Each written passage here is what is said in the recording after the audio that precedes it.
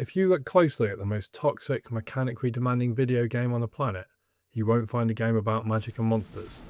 You'll find a brutal, reality time simulator for corporate project management. Most players are trapped in the trenches, playing a game of raw reflexes. But the players who actually scale the ranks, they aren't playing an action game. They're managing a volatile, cross-functional organisation. The fundamental failure of early career professionals is what Dota players call the Minimap Trap.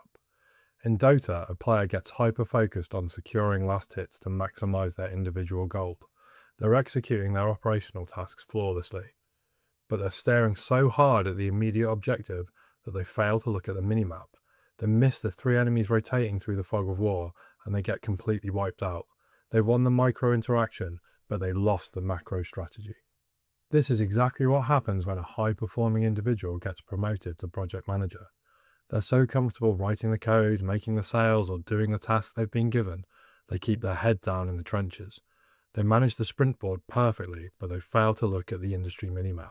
They fail to look at the bigger picture. They miss the shift in regulatory compliance, the budget cuts, or the competitor launching a rival product. Managing a project means pulling your eyes off the immediate task and looking at what is really going on.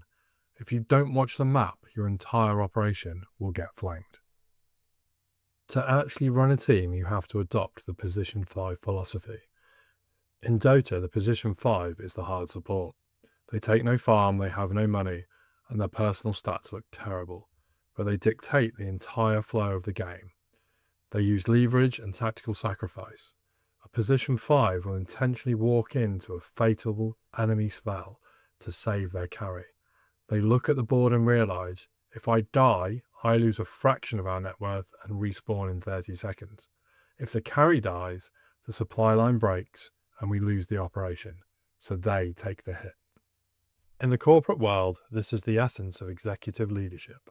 Think about a massive product launch. 3 weeks out, the CEO panics, demands a massive change to the scope. A junior project manager passes that panic directly to the team. They let the operators take the hit.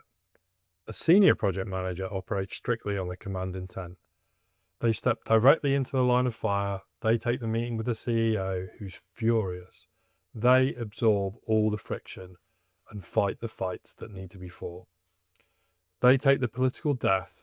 The technical specialists can then operate in a clean, focused environment.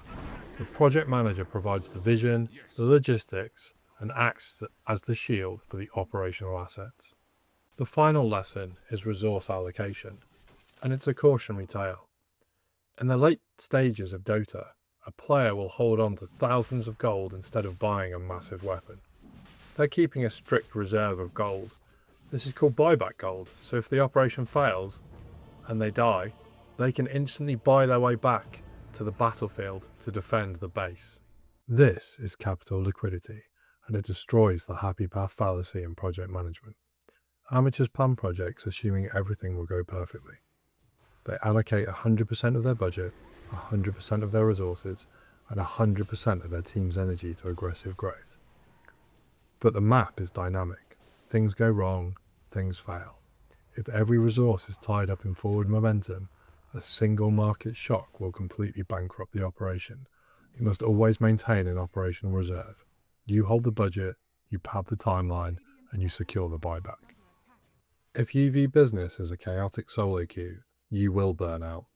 If you view it as a coordinated macro strategy, you scale. Success at the highest level requires role clarity, actionable intelligence, and strict resource management. Iron sharpens iron. If you're tired of the noise and want to network with capable professionals who approach gaming and business with the exact same mindset, the link to our private server is in the description. See you in the next video.